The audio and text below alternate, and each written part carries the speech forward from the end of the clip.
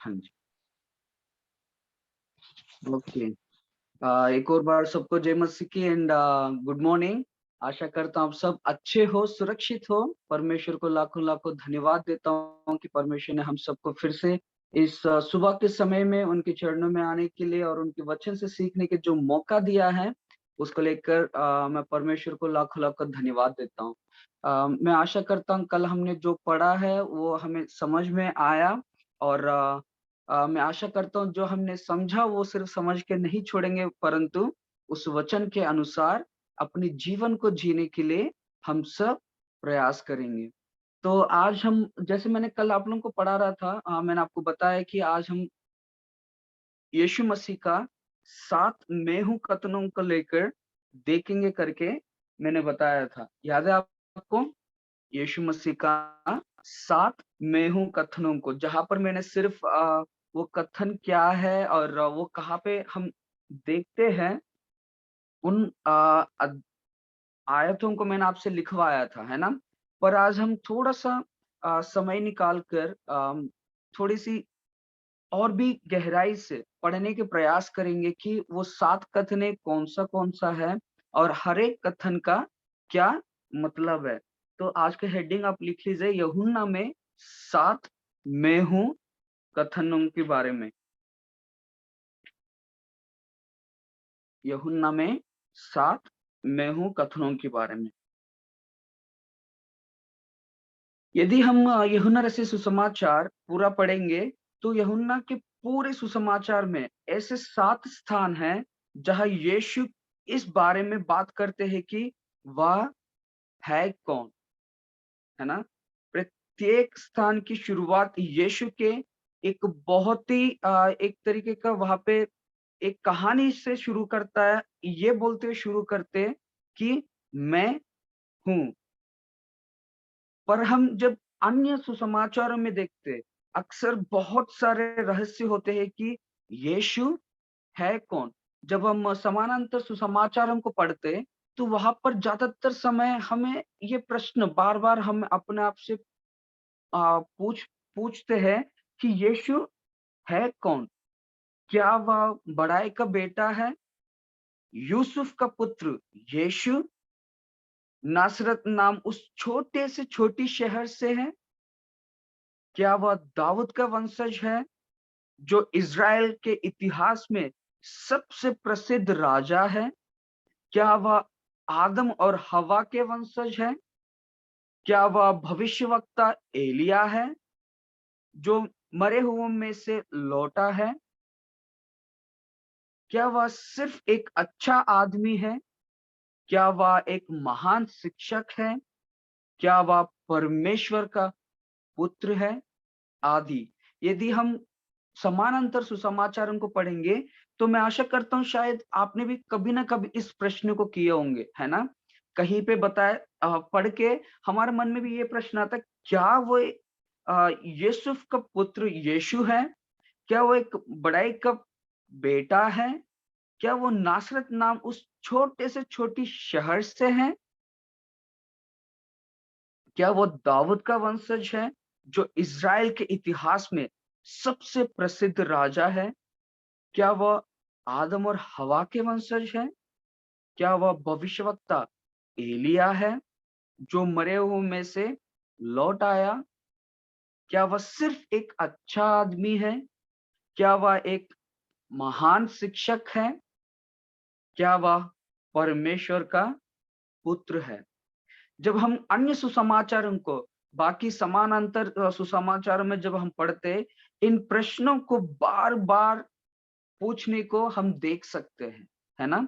लेकिन जब हम यूहन्ना रचित सुसमाचार को देखेंगे, पहले पुष्ट से ही कभी भी यूहन्ना ने संदेह नहीं किया। यदि हम शुरुआत से ही देखेंगे, तो वो जानता था कि यीशु मसीह है कौन? यूहन्ना ने कभी भी प्रश्न क्यों नहीं किया पता है? क्योंकि यूहन्ना जानता है कि यीशु है कौन, है ना? यूहन्ना जानता था कि यीशु है कौन? मेरे साथ निकालिए यूहन्ना रचित सुसमाचार उसका 1 से लेकर 5वीं पद तक। यूहन्ना कोई आप लोग सब बाइबल लेकर बैठिए और जैसे मैं वचन को बताऊंगा, फटाफट रेस लगना चाहिए आप लोगों के आपस में कि कौन पहला निकालेगा, है ना। यूहन्ना रचित सुसमाचार उसका पहली अध्याय, आज मैं चाहता हूं कि बहन सरिता हमारे लिए पढ़े। यूहन्ना रचित सुसमाचार उसका पहली अध्याय 1 से लेकर 5 तक।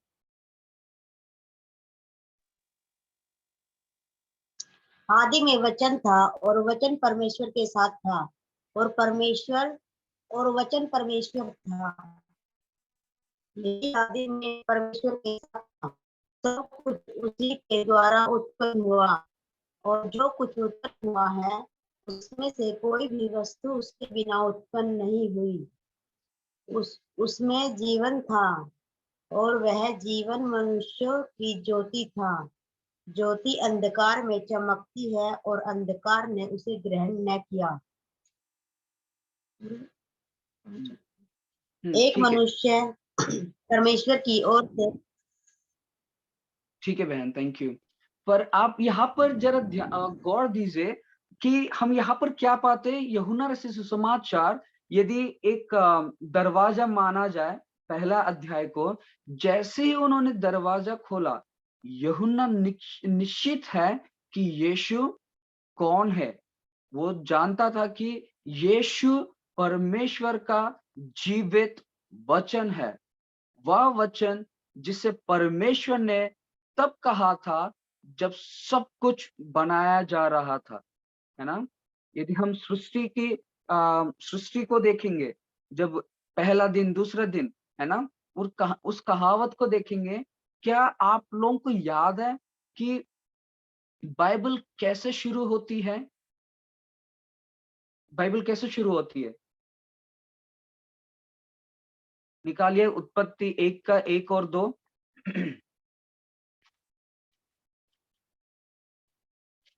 उत्पत्ति 1 का 1 और 2।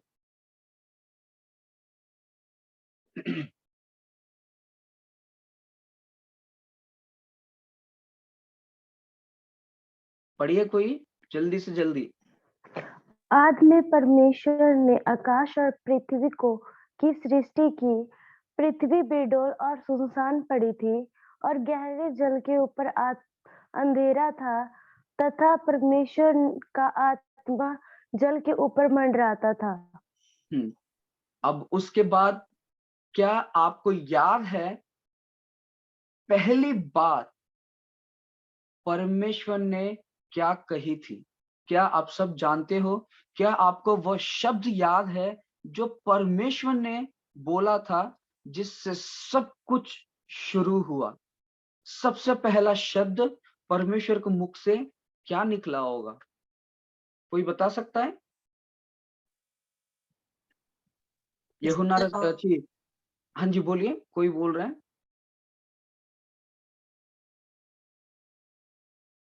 बोलिए। उजियाला हो। उजियाला हो, वेरी गुड।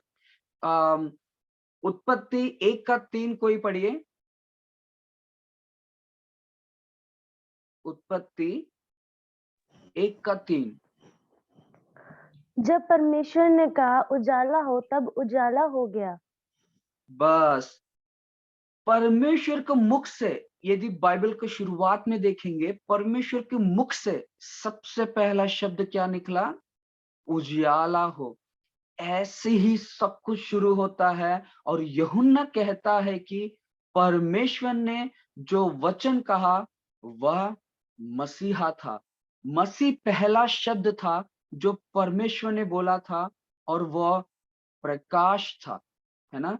यदि हम जिस प्रकार अभी हमने जस्ट पढ़ के देखा, है ना, उसके अनुसार देखे तो यूहन्ना के अनुसार वो वचन क्या है? यीशु मसीह खुद है। और यहाँ पर ये मत्ती बोल रहा हूँ, उत्पत्ति का 1 का 3 में क्या देखते हैं? सबसे पहला शब्द जो परमेश्वर के मुख से निकला वो क्या था? उजियाला हो। इसलिए यूहन्ना वास्तव में इस बारे में स्पष्ट है कि यीशु चीजों की बड़ी तस्वीर में कहाँ फिट बैठता है। जब बड़ी-बड़ी तस्वीरों को देखते हैं ना, तो उन बड़ी तस्वीर में यीशु मसीह कहाँ पे सही तरीके से बैठता है या फिर कहाँ पर हम यीशु मसीह को देख सकते हैं, इस बात को यूहन्ना बहुत ही स्पष्ट से जानता था। यीशु पूरी सृष्टि का केंद्र है ना? क्योंकि सबसे पहला शब्द क्या निकला? उजियाला हो, और वो शब्द यहाँ पर यूहन्ना के अनुसार शब्द कौन है? यीशु मसीह खुद है। तो इसके अनुसार हम देखेंगे तो पूरी सृष्टि का केंद्र कौन है? यीशु है। वह बाकी सबसे पहले भी है ना? यदि इसके अनुसार हम देखें तो यीशु मसीह बाकी कुछ भी तैयार सृष्टि होने से पहले से ही है ना? अब मैं चाहता हूँ कि आप सबको एक कहानी के पास लेकर जाऊँ। मैं आशा करता हूँ आप सबको थोड़ा बहुत तो कहानियाँ पसंद होंगी, है ना? तो मैं इस कहानी को याद दिलाना चाहता हूँ। क्या आपको याद है जब मूसा जंगल में अपने ससुर जी के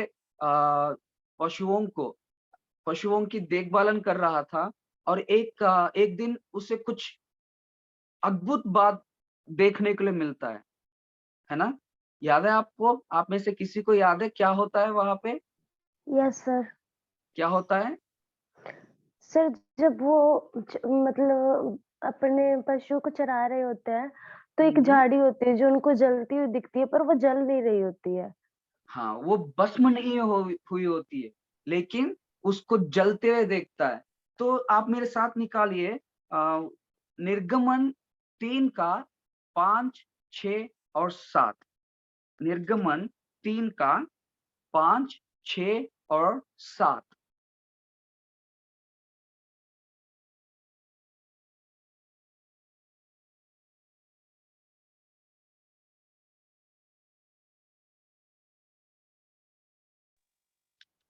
उसने पढ़िए कहा कोई? हुँ, उसने कहा इधर पास मत आ और अपने पाँवों में से जूतियों को उतार दे, क्योंकि हुँ, जिस स्थान पर तू खड़ा है वह पवित्र भूमि है।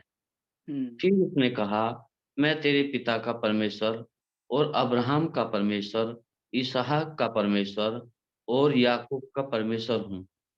तब मूसा ने, जो परमेश्वर की ओर देखने से डरता था, अपना मुँह ढाँप लिया। हुँ, फिर थैंक यू। यहोवा ने कहा हुँ, फिर यहोवा पढ़िए। ने कहा, मैंने अपनी प्रजा के लोग जो मिस्र में हैं, उनके दुःख को निश्चय देखा है और उनकी जो चिल्लाहट परिश्रम करने वालों के कारण होती है, उसको भी मैंने सुना है और उनको उनकी पीड़ा पर मैंने चित्त लगाया है। बस थैंक यू। तो यहाँ पे जैसे मूसा ने उस आवाज को सुना, तो मूसा ने करीब से देखने के लिए ऊपर की ओर जाने लगा और एक आवाज उसे अलग की आग की लपेटों से बुलाती हुई सुनाई देती है। इसलिए मूसा ने अपने जूते उतार दिए और उसकी थोड़ी बातचीत हुई वहाँ पे। परमेश्वर के साथ बातचीत शुरू होती है और परमेश्वर कहता है, मैं तुम्हारे पूर्वजों का परमेश्वर हूँ। आई एम, मैं तुम्हारे पूर्वजों के परमेश्वर हूँ। और जाओ और मिस्र के शासक फिरौन से कहो, जो संसार का सबसे शक्तिशाली शासक है, कि मेरी प्रजा को जाने दे। जब इस बात को उसने सुना तो मूसा ने तुरंत विश्वास किया? नहीं। उनके मन में भी एक विचार आया कि क्या ये सही सोच है या गलत है, या मैं जाके बोलूंगा तो लोग विश्वास करेंगे या नहीं। इस प्रश्न को मन में रखते क्या करा, उन्होंने परमेश्वर से एक प्रश्न किया कि परमेश्वर, कि मैं जब वहां पर जाके बोलूंगा तो क्या लोग विश्वास करेंगे? एंड यदि वो लोग पूछेंगे कि तुम्हें किसने भेजा है, तब परमेश्वर मूसा से क्या कहता है? निर्गमन 3 का 14 पढ़िए। परमेश्वर ने मूसा से कहा, मैं मैं जो हूँ सो हूँ। फिर उसने कहा, तो इस्राएलियों से ये कहना, जिसका नाम मैं हूँ, उसी ने मुझे भेजा है। जिसका नाम मैं हूँ, उसी ने मुझे भेजा है। यहाँ पर हमने सबसे पहला मैं हूं को यहाँ पर हम देख सकते हैं। मैं आपको छोटा सा पृष्ठभूमि पढ़ाना पसंद करूंगा, थोड़ा सा आइडिया देना पसंद करूंगा। पुराने नियम में क्या था? पुराने नियम कौन सी भाषा में लिखी गई? इब्रानी भाषा। इब्रानी भाषा में। इब्रानी भाषा में परमेश्वर को याहुवे करके बुलाते थे, याहुवे। तो उन दिनों में वो याहुवे शब्द इतना पवित्र था कि लोग कभी भी अपनी जुबान से नहीं बोलते थे। और उसके अलावा जब लिखने की बात आए तो वो याहुवे शब्द लिखने के लिए उनके पास अलग किया गया पेन, सिरका, जिसमें वो लोग डुबा डुबा के इंक, जिसमें डुबा डुबा के लिखते थे, वो और पेन, ये सब चीजों को वो अलग करके रखते थे। उनके लिए वो याहवे जो शब्द, वो बहुत ही ज्यादा पवित्र था, बहुत ही ज्यादा पवित्र। इसकी वजह से वो लोग कभी भी उसको जल्दी अपनी जुबान से लेना या फिर लिखने की जब बात आए तो वो जल्दी जो मन करे उस पेन से, एक आमतौर की पेन जो है, बाकी चीजों को जो लिखते थे उस पेन का इस्तेमाल नहीं करते थे। तो यहाँ पे हम 3:14 में क्या पाते हैं? मैं जो हूँ सो हूँ, उनसे कहो कि मैंने तुम्हें भेजा है ना? तो जैसी यहाँ पर सबसे पहली बार हम पाते हैं परमेश्वर कह रहा है मैं जो हूँ सो हूँ। मैं यहाँ पर यही चाह रहा हूँ कि यूहन्ना रचित सुसमाचार में जाके हम मैं जो हूँ सो हूँ को देखने से पहले हम ये समझ जाए कि पुराने नियम में कहाँ पर है और उसका मतलब क्या है, थोड़ा बहुत जान ले तो हम सबके लिए अच्छा होगा, है ना? तो जैसे ही परमेश्वर ने उनसे बात करा, तुरंत ही क्या हुआ? यहाँ पे आगे देखते हैं। जाके वहां पे बाकी कार्य क्या होता है आप सब निर्गमन में पढ़ सकते हैं। अब मैं इस पृष्ठभूमि को मन में रखते हुए मैं आज हम आप सबको आज की मनन में वापस लेकर आना चाहूंगा कि ये मैं हूं हम नया नियम में कहाँ पे देख सकते हैं और उसका मतलब क्या है ना? तो आइए मेरे साथ निकालिए पहला यूहन्ना रचित सुसमाचार, उसका 6वीं अध्याय 35वीं पद। पहला है मैं जीवन की रोटी हूं, मैं जीवन की रोटी हूं। सबसे पहला लिखिए, मैं जीवन का रोटी हूं। कोई पढ़िए 6:35।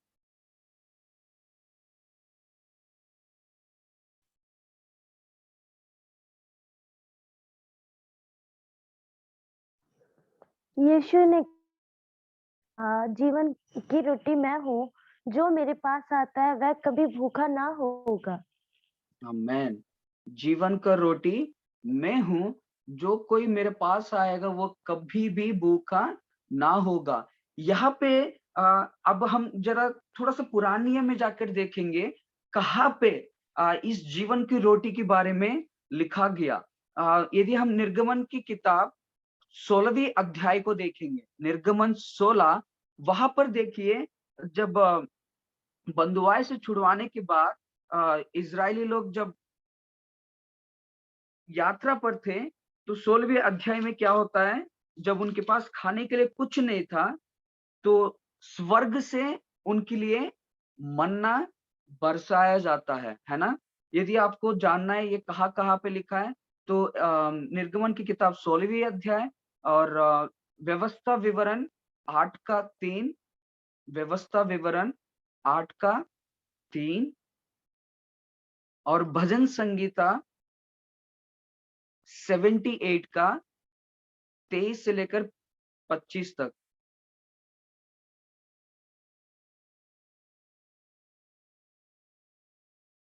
ठीक है, भजन संगीता 78 का 23 से लेकर 25वीं पद तक।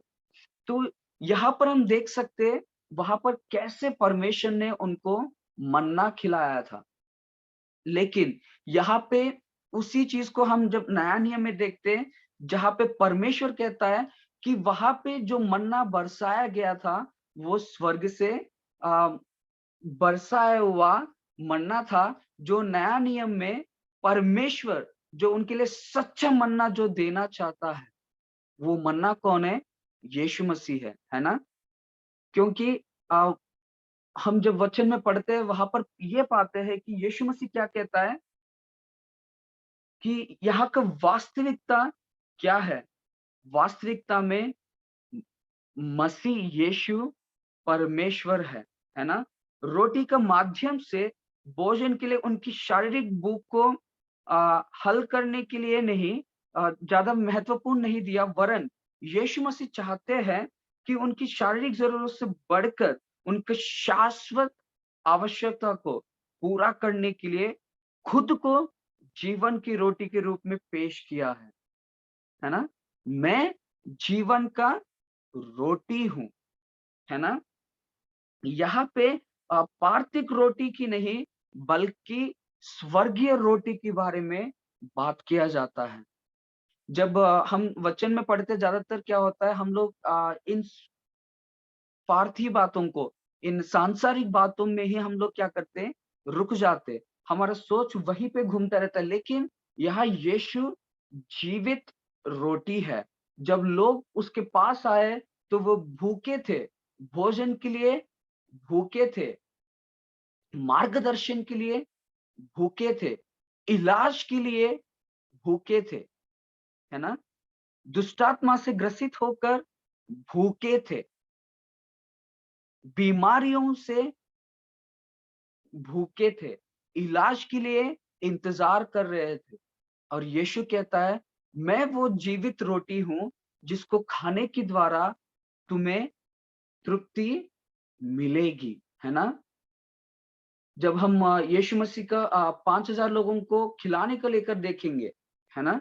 वहां पर हम इस चीज को पाते हैं कि यीशु मसीह उनकी स्वर्गीय जरूरतों के नहीं या आत्मिक जरूरतों को ही नहीं, वरन वो उनकी शारीरिक जरूरतों को भी पूरा करते हुए हम देख सकते हैं, है ना? जब यीशु ने पहाड़ पर लोगों को खाना खिलाया, तो वह उन्हें भोजन से अधिक दे रहा था, है ना? एक शारीरिक भोजन से बढ़कर दे रहे थे।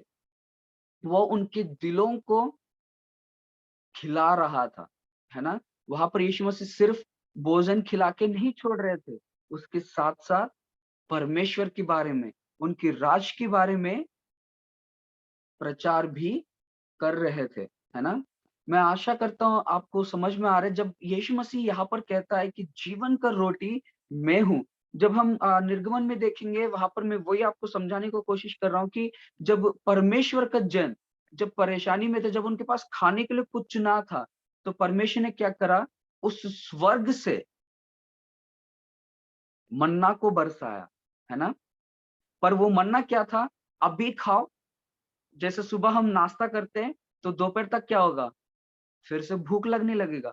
दोपहर को हम खाना खाते तो फिर से रात को क्या होगा या शाम तक क्या होगा, फिर से भूख लगना शुरू हो जाएगा, क्योंकि वो एक पार्थिव भोजन है, रोटी है। लेकिन यीशु मसीह वो ऐसा रोटी है जो जीवन की रोटी है, जिसको खाने के द्वारा हम सब अपने आप में जीवन को पा सकते हैं, जीवन को महसूस कर सकते हैं। क्या आज हम में से कितना लोग इस बात को पहचान पा रहा है कि हमारे जीवन की रोटी कौन है? आज दुनिया में एक चीज है कि यार हम इतना मेहनत क्यों कर रहा है? कोई लोग ये भी कहते हुए मैंने सुना, इस पापी पेट को पालने के लिए।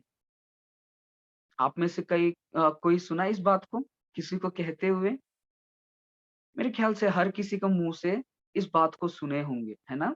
इस पापी पेट को पालना है तो यार काम करना ही पड़ेगा, है ना? लेकिन यीशु मसीह कहता है, मैं जीवन का रोटी हूँ, परमेश्वर ने स्वर्ग से भेजा हुआ उस स्वर्गीय मन्ना मैं हूँ। यदि पुराने नियम का एक्सोडस का उससे तुलना करके देखेंगे, तो वो स्वर्गीय मन्ना जो परमेश्वर ने स्वर्ग से भेजा गया, वो स्वर्गीय मन्ना मैं हूँ। जब भी हम भोजन करते हैं, हम यीशु के उपस्थिति होने के लिए ये बात कहते हुए प्रार्थना करते हैं, है ना? जब भी हम भोजन करने बैठते, इस बात को हमें याद दिलाने की जरूरत है कि परमेश्वर यीशु मसीह है कौन, है ना? और एक और बात हम पाते हैं कि यीशु मसीह कहता है कि मनुष्य केवल रोटी ही से नहीं वरन परमेश्वर के मुख से निकला हुआ हर एक वचन से जीवित रहेगा। यहाँ पर आपको और मुझे समझने की जरूरत क्या पता है?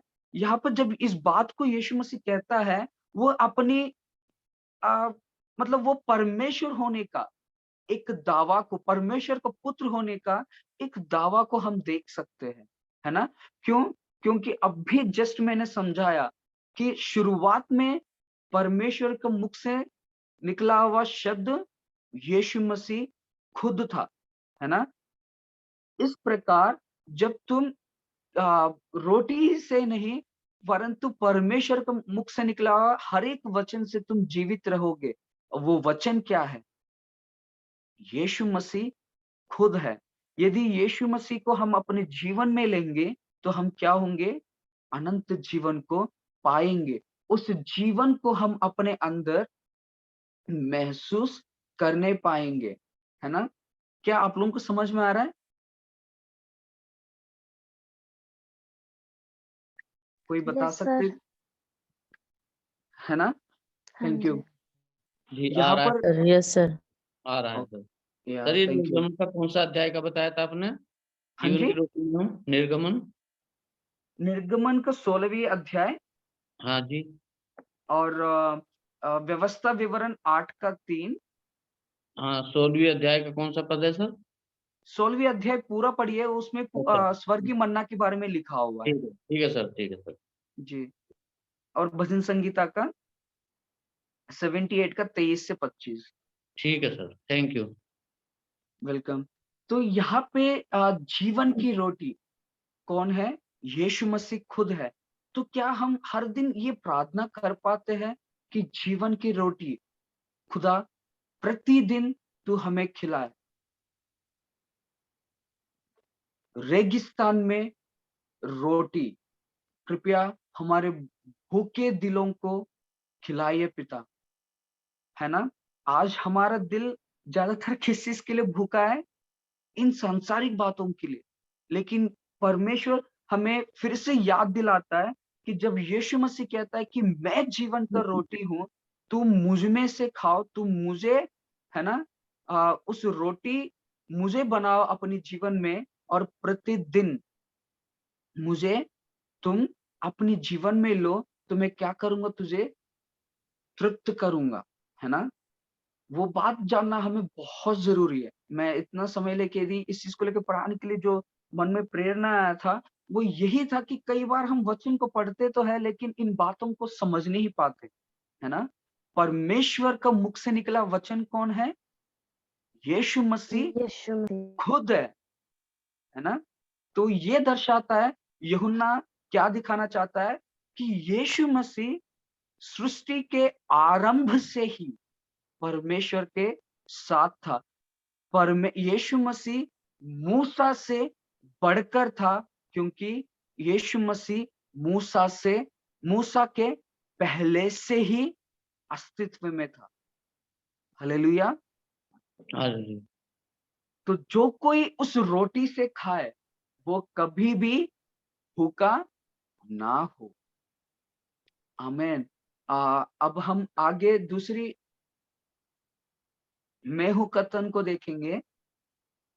वो है, मैं संसार की ज्योति हूँ। I am the light of the world. मैं संसार की ज्योति हूँ।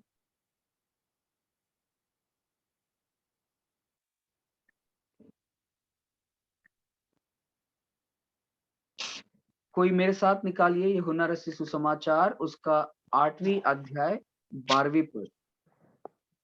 यीशु ने फिर लोगों से कहा, जगत की ज्योति मैं हूँ, जो मेरे पीछे हो लेगा वह कभी अंधकार में ना चलेगा। आमीन।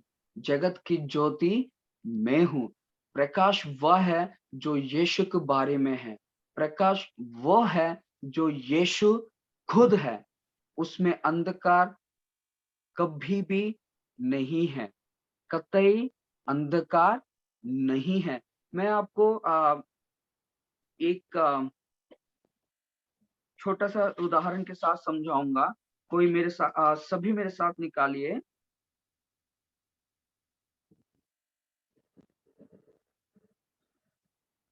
भजन संहिता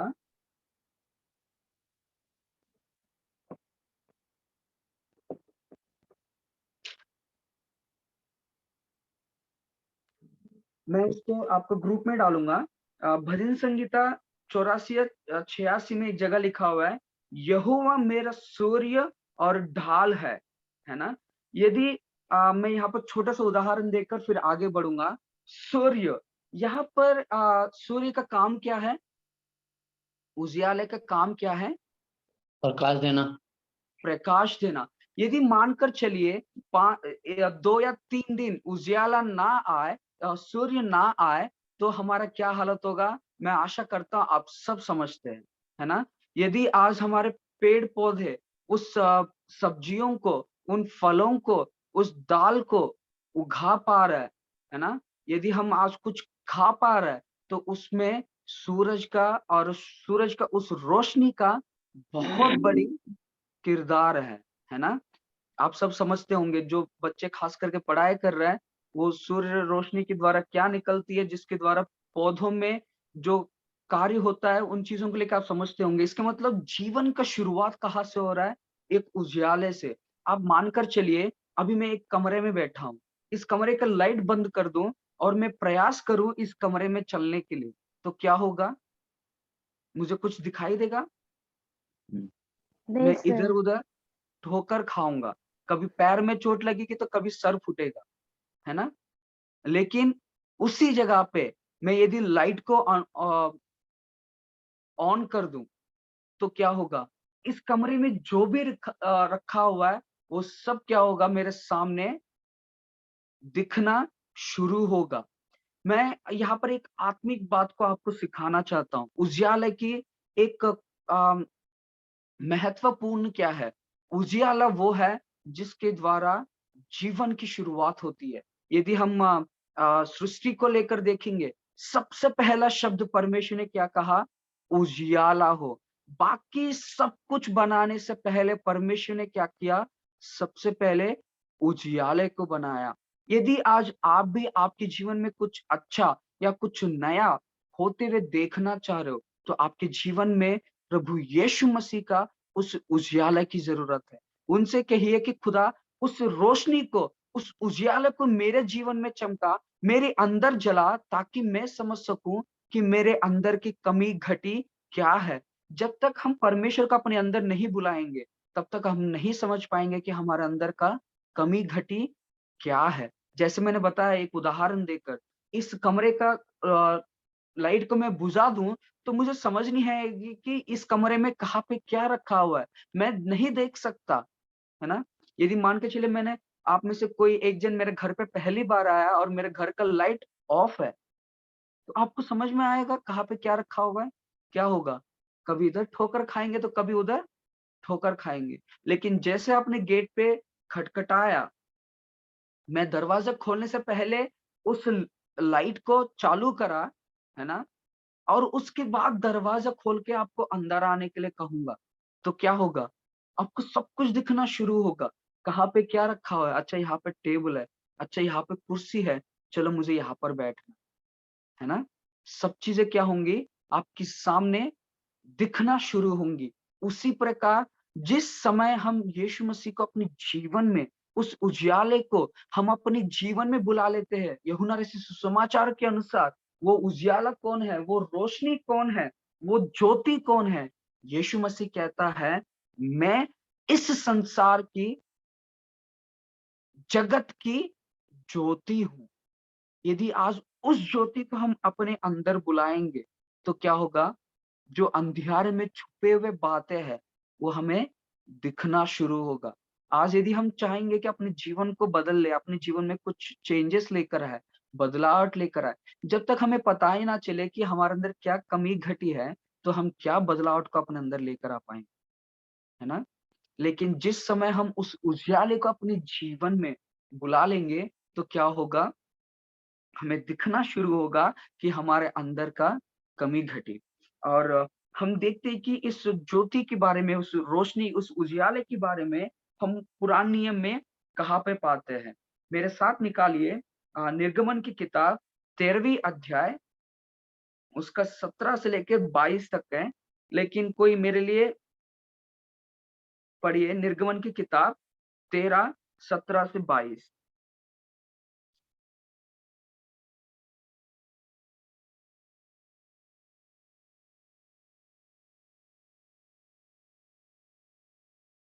कोई नहीं निकाले? निर्गमन 13, 17 से। जब जब फिरौन ने लोगों को जाने की आज्ञा दे दी, तब यद्यपि फलिश्तियों के देश में होकर जो मार्ग जाता है वह छोटा था, तो भी परमेश्वर ये सोचकर उनको उस मार्ग से नहीं ले गया कि कहीं ऐसा ना हो कि जब ये लोग लड़ाई देखें तब पछताकर मिस्र को लौट लौट आए। इसलिए परमेश्वर उनको उनको चक्कर खिलाकर लाल समुद्र के जंगल के मार्ग से ले चला और इजरायली पाती बांधे हुए मिस्र से निकल गए।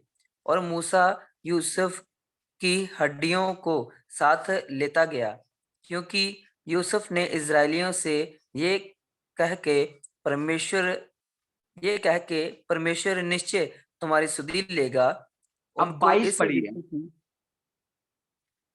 उसने ना तो बादल के खंबे को दिन में और ना आग के खंबे को रात में लोगों के आगे से हटाया। यहाँ पे परमेश्वर का वचन हमें सिखाता है कि जब परमेश्वर ने अपने लोगों को छुड़ाया और जब अपनी हाथों में लेकर चल रहे थे, उन्होंने रात को जब अंधियारा था, ये एक बात की याद रखिए, अंधियारा अपने आप को नहीं बचा सकता। उस अंधियारे को अपने आप से छुटकारा कभी नहीं मिलता। लेकिन उस अंधियारे में परमेश्वर ने क्या कभी भी उस आग की खंबे को अपने लोगों से दूर करा? कभी भी नहीं किया। जो परमेश्वर हमें छुड़ाने के लिए सामर्थ रखता है, वो हमें चलाने के लिए रात के समय पे अंधकार में जब हम पड़े हुए थे, उस अंधकार से निकालने के लिए हमेशा अपनी रोशनी को हमारे ऊपर चमकाने के लिए वो हमेशा तैयार रहता है। यूहन्ना के सुसमाचार में प्रकाश सबसे प्रमुख विषयों में से एक है ना? यदि हम यूहन्ना रचित सुसमाचार पूरा पढ़ेंगे, उनमें से ये जो प्रकाश है, वो सबसे प्रमुख विषयों में से एक है। संसार अंधकार में खोया हुआ और आशाहीन है। यदि हम यूहन्ना रचित सुसमाचार उसका पहले अध्याय 4 से 14 में पढ़ेंगे, तो वहां पर हम ये पाते हैं कि पूरी संसार अंधकार में खोया हुआ और आशाहीन है। अंधेरा अपनी स्थिति नहीं बदल सकता। प्रकाश को प्रवेश करना चाहिए और आक्रमण करने की बहुत जरूरत है। क्यों? क्योंकि अंधकार अपनी परिस्थिति को कभी भी नहीं बदल सकता। अंधेरे में ना तो कोई दूसरों को देख सकता है और ना ही नेतृत्व कर सकता है ना?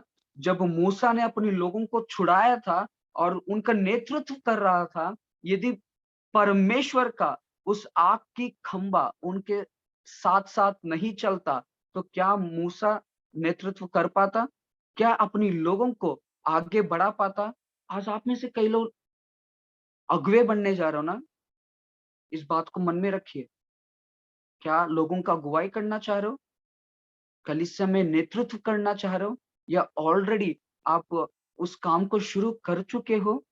लेकिन ये तब तक संभव नहीं होगा जब तक परमेश्वर को उस आग की खंबे के समान उस उजियाले को आप अपनी कलीसिया में, अपनी जीवन में, अपने परिवार में नहीं मांगेंगे, तब तक हमारी परिस्थिति नहीं बदल सकता, है ना?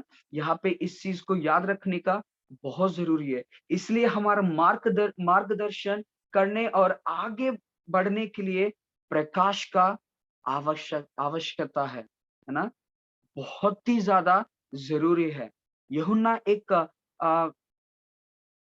यूहन्ना की सुसमाचार में हम जब देखते हैं तो इन्होंने बहुत ही स्पष्टि से इस बात को समझाया कि हम सब कैसे अंधकार में पड़े हुए थे और कैसे यीशु मसीह कहता है कि वो उजियाला मैं हूँ, जिस रोशनी को परमेश्वर ने आग के खंभे के नाए पुराने नियम में दर्शाया है, वो उजियाला मैं खुद ही हूँ। प्रकाश की छवि एक माध्यमिक पुराने नियम की पृष्ठभूमि यशायाह 42 का 6 और 49 का 6 में पाई जाती है। प्रकाश की छवि यदि हम पुराने नियम में देखना चाहेंगे तो वहां पे उसकी पृष्ठभूमि यशायाह 42 का 6 और 49 का 6 में पाई जाती है। इस प्रकाश का संबंध हम देखना चाहेंगे तो यूहन्ना 12 का 35 से 6 और 46 जैसे अन्य संदर्भों में हम देख सकते हैं। यूहन्ना 12 का 35 से 36 और 46 में हम देख सकते हैं। तो मैं आशा करता हूं आपको समझ में आ रहा है। दूसरा हमने क्या देखा? मैं जगत का ज्योति हूँ, है ना? जब हम देखते हैं सारी, मैंने जैसे शुरुआत में बताया, कुछ भी बनाने से पहले यहाँ पर परमेश्वर का सबसे पहले शब्द था लेट देयर बी लाइट। तो इस बात को हमेशा मन में रखिए, है ना? उजियाला हो। यदि आज आप भी यही प्रार्थना करेंगे कि परमेश्वर मेरे जीवन में आपकी उजियाला को चमका, तो आपके जीवन में भी कार्य करने का सक्षम है। और अब हम देखेंगे तीसरा, आई एम द डोर, मैं द्वार हूँ, मैं द्वार हूँ। आप में से आशा करता हूँ सबने कल नोट्स लिए होंगे। इसको हम कहाँ पे देखेंगे यूहन्ना रचित सुसमाचार में? 10 की 9 सर। गुड। 10 की 9 में कोई निकालिए मेरे लिए यूहन्ना रचित सुसमाचार 10 की 9। द्वार मैं हूँ, यदि कोई मेरे द्वारा भीतर प्रवेश करे तो वह उद्धार पाएगा। हाँ, वह भीतर आकर जाएगा और चारा पाएगा।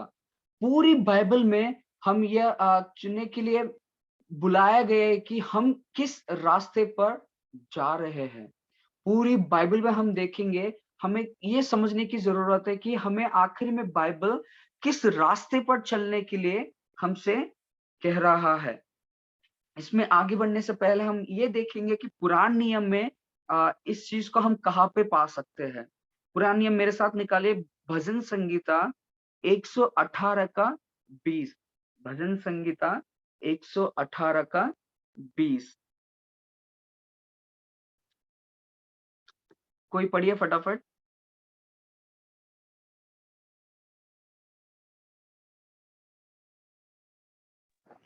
यहोवा का द्वार वही है जिससे धर्मी प्रवेश करने पाएंगे।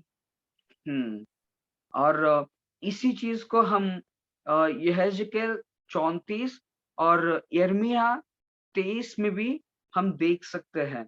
तो पुराने नियम में द्वार को लेकर हम काफी कुछ बातों को देख सकते हैं। वह भीतर आकर बाहर भी जाएगा और वो चारा भी पाएगा। पूरी बाइबल में हम इस यह चुनने के लिए बुलाए गए हैं कि हम किस रास्ते पर चले। और कई बार बाइबल में बाइबल हमें बताती है कि परमेश्वर का मार्ग आसान मार्ग नहीं है, है ना? कोई मेरे साथ निकालिए मत्ती रचित सुसमाचार उसका 13 और 14 पद। 13 और 14 मत्ती 7 का 13 और 14।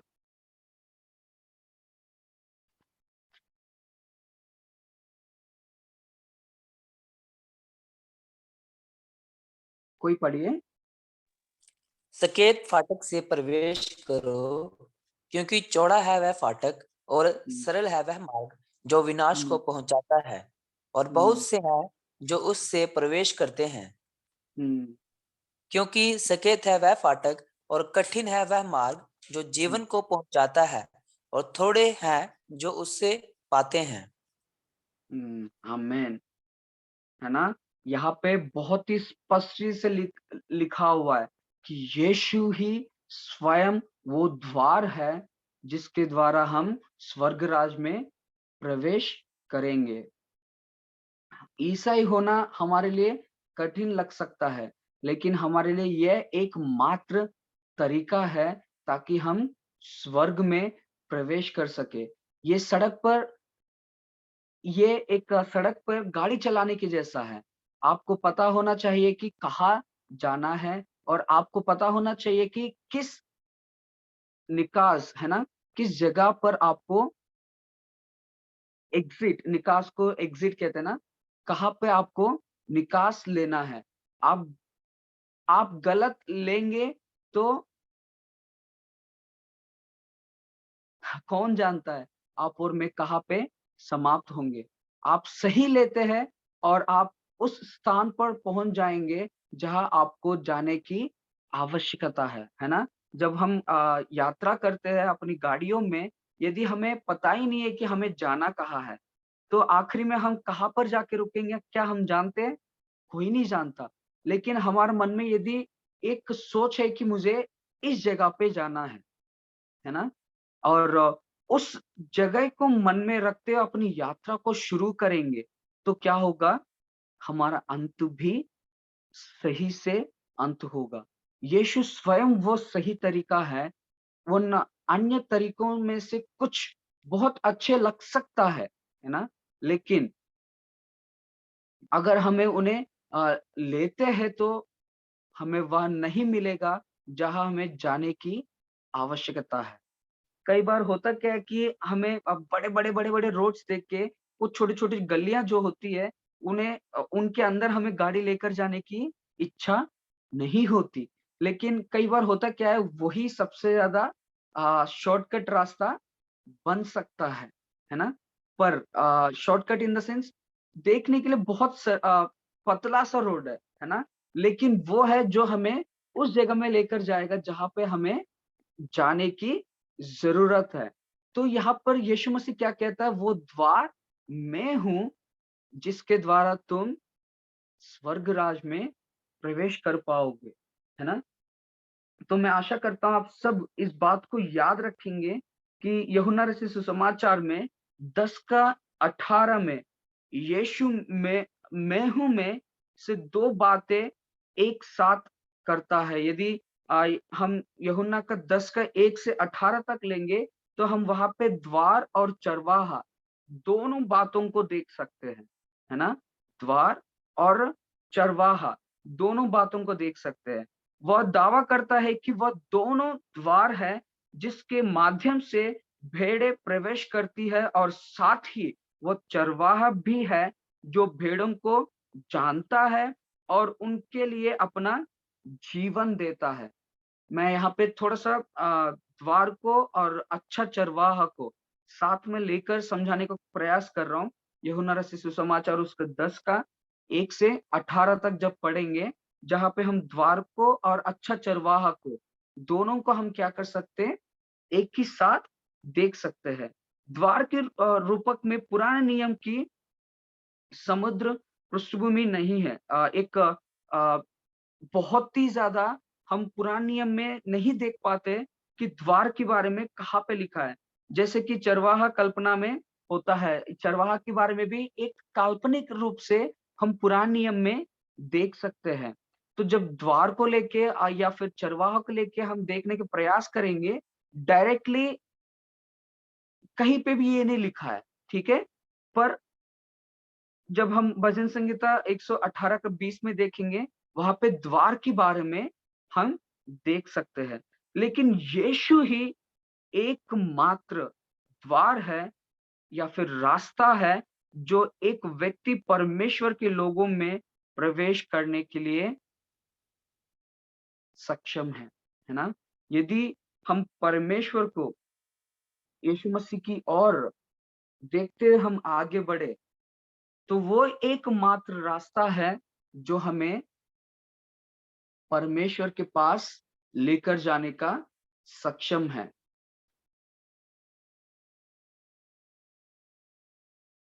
क्या आज हम ये प्रार्थना कर सकते हैं कि खुदा आप हमें सहायता और मदद कर, ताकि हम आपकी कदमों पे चल सके। जब हम चलेंगे रात के समय पे, आप हमारी उजियाला बन जाओ। खुदा आप हमें सहायता और मदद करना, उस अनंत घर की ओर हम अपने रास्ते को देखने वाले होने पाए, है ना। अनंत घर की ओर जब हम सब यात्रा में, इस बात को जानते हो ना आप सब लोग। आप में से कितना लोग इस गाने को सुना, यात्री हूं मैं जग में प्रभु जी? कोई नहीं सुने? जरूर इस गाने को आज सुनिएगा। यात्री हूं मैं जग में प्रभु जी, चलता हूँ मार्ग पे तेरे, है ना। वो निशान तू ही प्रभु जी। यदि आज कई बार होता क्या है, हम लोग बहुत ज्यादा इस ज्ञान को ले लेते हैं, लेकिन मेन पॉइंट को मिस कर जाते हैं। इसलिए मैंने सोचा कि इन बिंदुओं को एक एक करके आपको समझाने का प्रयास करूं। तो तीसरी बिंदु के द्वारा हम ये प्रार्थना कर सकते हैं कि खुदा आप मुझे रास्ता दिखा, मुझे जिस मार्ग पे चलना है वो मार्ग आप दिखाओ। और जब मैं चलना शुरू करूंगा रात की अंधियारे में, मेरे कदम के लिए उजियाला आप बन जाओ, है ना। यदि हमारी यही प्रार्थना है, तो परमेश्वर हमें सहायता और मदद करे कि वो अपनी रोशनी को हमारे ऊपर चमकाए और अपने मार्ग को हमें दिखाए। अब हम देखेंगे चौथी बिंदु, I am the good shepherd. I am the good shepherd, मैं अच्छा चरवाहा हूँ। I am the good shepherd. कोई मेरे साथ निकालिए यूहन्ना रचित सुसमाचार 10वीं अध्याय 11 से लेके 14 पद तक। यूहन्ना 10:11 से 14।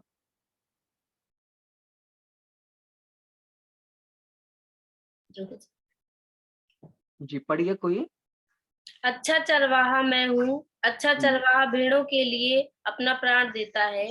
मजदूर जो न चरवाहा है और न भेड़ों का मालिक है, भेड़िए को आते देख भेड़ों को छोड़कर भाग जाता है, और भेड़िया उन्हें पकड़ता और तितर बितर कर देता है। वह इसलिए भाग जाता है कि वह मजदूर है और उसको भेड़ों की चिंता नहीं। अच्छा चरवाहा मैं हूँ, मैं अपनी भेड़ों को जानता हूँ और मेरी भेड़ें मुझे जानती हैं। जैसे पिता मुझे जानता है और मैं पिता को जानता हूँ, और मैं भेड़ों के लिए अपना प्राण देता हूँ। मेरी और भी भेड़ें हैं जो इस भेड़शाला की नहीं, मुझे उनका भी लाना अवश्य है। वे मेरा शब्द सुनेंगी, तब एक ही झुंड और एक ही चरवाहा होगा। पिता इसलिए मुझसे प्रेम रखता है कि मैं अपना प्राण देता हूँ कि उसे फिर ले लूं, और कोई मुझसे छीनता नहीं, वरन मैं उसे आप ही देता हूँ। मुझे उसके देने का भी अधिकार है और उसे फिर ले लेने का भी अधिकार है। यह आज्ञा मेरे पिता से मुझे मिली है। इन बातों के कारण यहूदियों में फिर फूट पड़ी। उनमें से बहुत से कहने लगे, उसमें दुष्टात्मा है और वह पागल है, क्योंकि उसकी क्यों बस सुनते बस बहन, थैंक यू। यहाँ पे हम इस बात को देखते हैं कि हमें इस बात की याद रखना चाहिए कि इस बातचीत में यीशु फरीसियों से बात कर रहे हैं, है ना। एक अच्छा चरवाहा और इज़राइल का सच्चा चरवाहा होने का दावा उनके खिलाफ एक फटकार थी, है ना। यदि यहाँ पर देखेंगे फरीसियों के साथ वार्तालाप चल रहा था, जिसमें यीशु मसीह कहता है कि एक अच्छा चरवाहा, इज़राइल का सच्चा चरवाहा मैं हूँ। वो क्या था? फरीसियों के लिए एक फटकार की समान था। यदि हम देखेंगे यीशु अच्छा चरवाहा है, वो हमारा नेतृत्व करता है। आप में से कितना लोगों ने भेड़ बकरियों को चराने वाले एक चरवाहा को देखे? सभी यस ने सर, देखे ना? देखे। यस सर, आप देखे। में आप में से किसी के पास है भेड़ बकरियां? नहीं है किसी के पास, ओके। पर आप में से कोई कभी भी इस बात को ध्यान दीजिए, जब कोई भी मान के चलिए गाय भैंसों को यदि अ, चराने के लिए लेकर जाते तो क्या करते हैं? पशु आगे की ओर चलती है और चराने वाला पीछे होकर डंडे से उनको गाइड करते रहता है ना? जिधर मुड़ना है उधर की ओर मोड़ते रहता है। लेकिन जब हम भेड़ बकरियों को देखेंगे, खास करके भेड़, आप देखिए चरवाहा कहाँ पे रहता है? पीछे, आगे सर। आगे। भेड़ की खासियत क्या पता है? वो अपनी चराने वाले को, चरवाहा को पहचानती है। वो लोग एक अजीब सी आवाज़ों को निकालते हैं। आप में से कितना लोग कभी सुने या नहीं सुने पता नहीं, उनके अलग-अलग आवाज़ है। पता नहीं क्या-क्या आवाज़ें करते। उन आवाज़ों को वो भेड़ पहचानती है और उस आवाज़ को पहचान कर चरवाहा के पीछे चलती है। कभी भी भेड़-बकरियाँ चराने वाला भेड़-बकरियों को आगे रख के वो पीछे नहीं रहता, वरन वो आगे रहकर रास्ता साफ करके देता है और वो सिर्फ भेड़ क्या करता है? उस चरवाहा के पीछे-पीछे चलते हैं। और यहाँ पे यीशु क्या कह रहा है? मैं एक अच्छा चरवाहा हूँ। वो जब कहता है तो यूँ ही अपनी मुँह से नहीं कह रहा। बाइबल में हम एक दृष्टांत को देखते हैं। यीशु 99 भेड़ों को पहाड़ पर छोड़कर उस एक भेड़ को ढूँढने आते हैं जो गायब थी, है ना? आज के समय पे यदि हमारे पास 100 भेड़ें हो और रात के समय पे जंगल में चराने के लिए लेकर गया और पता चला 99 घर आ गया, 1 छूट गया। हम में से कितना लोग उस छुटी हुई एक भेड़ के पीछे उस जंगल में, इतना ज़्यादा रिस्क है ना? वहाँ पर हो सकता है शेर भी एकदम घात लगा के बैठा हो कि कोई ना कोई मिल जाए, उसको मार के खा ले, है ना? बहुत ज़्यादा डर है। लेकिन यहाँ पे यीशु मसीह क्या कहता है? वो 99 को छोड़कर उस एक की तलाश में चला जाता है। आज यीशु मसीह भी यही कर रहा है।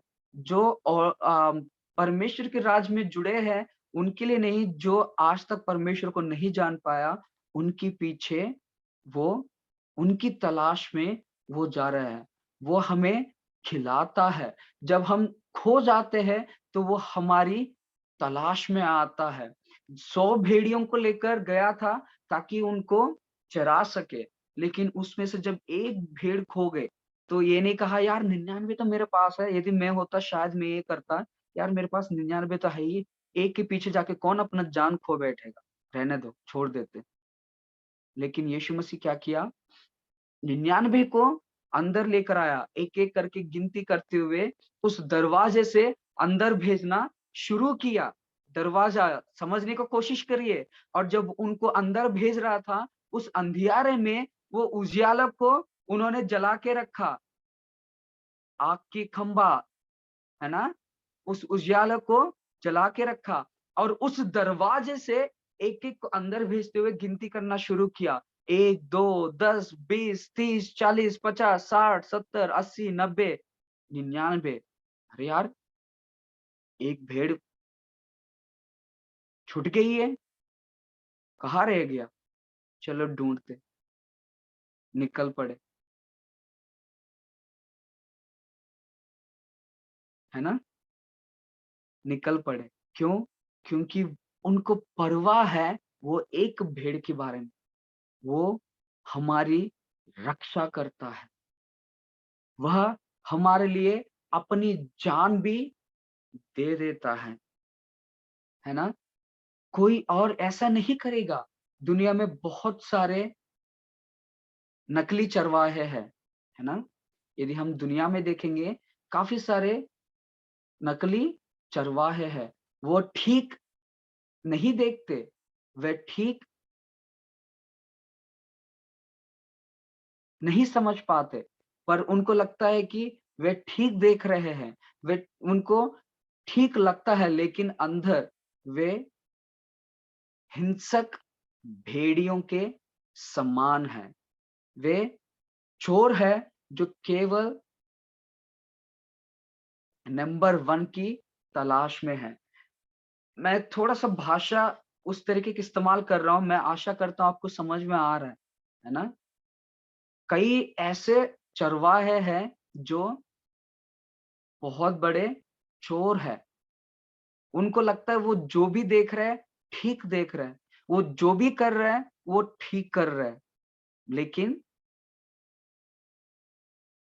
वो हमेशा नंबर 1 की तलाश में रहते हैं। लेकिन यीशु मसीह वो खोई हुई एक भेड़ की खोज में, एक भेड़ की खोज में निकल जाते हैं, है ना? यही है जो बहुत बड़ी एक अंतर को हम यीशु मसीह में देख सकते हैं। वो मैंने कल भी आपको पढ़ाते समय शायद पढ़ाया था ना कि पुराने नियम में निर्गमन में जब 10 महामारियों को देखते हैं, है ना? वहाँ पे क्या हुआ? मैं आशा करता हूँ आप सबको याद है। यीशु के साथ यही एक बहुत बड़ी अंतर है। वो हमारे लिए देख रहा है। उन्होंने हमारे लिए अपनी जान दे दी है। वो एक अच्छा चरवाहा यही करता है ना? एक जो भेड़ चराने वाला है, मैं कई बार यात्रा करते समय रोड पे देखा हूँ। मेरे जब गाड़ी भी आ रही ना, वो चरवाहा जब तक अपनी सारी भेड़ियों को लेके एक साइड नहीं होता, तब तक वो एक भी गाड़ी को उनके बीच में से घुसने का ज़्यादा मौका नहीं देता है। क्योंकि उनके अंदर एक डर है कि कहीं मेरे भेड़ को चोट ना लगे। एक सच्चा चरवाहा, एक अच्छा चरवाहा वही काम करता है ना? आज हमने 4 बिंदुओं को देखा। पहला क्या है? मैं जीवन का जीवन की रोटी हो। मैं जीवन की रोटी हूँ। यीशु मसीह वो रोटी है जिसमें से हम खाएँ और तृप्त हो। हम कभी भी भूखे ना रहे, है ना? दूसरी बात हमने देखा इस संसार की ज्योति, इस जगत की ज्योति मैं हूँ। मैं जगत की ज्योति हूँ। जो कोई अंधकार में है, उन्हें छुड़ाने के लिए इस ज्योति की बहुत ही ज़्यादा ज़रूरत है। जो बातें अंधकार में छुपी है, उन्हें प्रकाश में लेकर आने के लिए उस ज्योति की बहुत ही ज़्यादा ज़रूरी है। मैं द्वार हूँ। परमेश्वर के राज्य में प्रवेश करने के लिए वो द्वार कौन है? यीशु मसीह खुद है। और चौथा पॉइंट हमने ये देखा, मैं एक अच्छा चरवाहा हूँ। एक अच्छा चरवाहा अपनी भेड़ों को बचाने के लिए अपना जान तक देता है। क्यों ना हम 2 मिनट लेके प्रार्थना करें। हालेलुया! धन्यवाद, धन्यवाद, धन्यवाद। खुदा हम आपको धन्यवाद करते हैं सुंदर सुबह के लिए जो आपने आपके वचन से सीखने के लिए पिता आत्मिक बातों से और ज्ञान की बातों को सीखने का जो मौका आपने हमें दिया पिता उसको लेकर हम आपको लाखों लाखों धन्यवाद देते पिता परमेश्वर। खुदा आज हम आपसे प्रार्थना करते पिता परमेश्वर जिन बातों को हम सीखते पिता उनको यूं ही सीख कर छोड़ने वाला नहीं वरन उनको अपने जीवन में लागू करने वाला हम बनने पाए पिता। आज के पूरे दिन भर को आगे का समय को आपके हाथों में समर्पण करते हुए इन प्रियजनों के लिए हम आपको लाखों लाखों धन्यवाद देते हुए, प्रार्थना सुनने के लिए धन्यवाद देते हुए, प्रभु यीशु मसीह के नाम से मांगता हूँ, सुनियो स्वर्ग राज में ग्रहण कीजिए खुदाबा। आमेन, आमेन, आमेन। 1 मिनट रुकिए।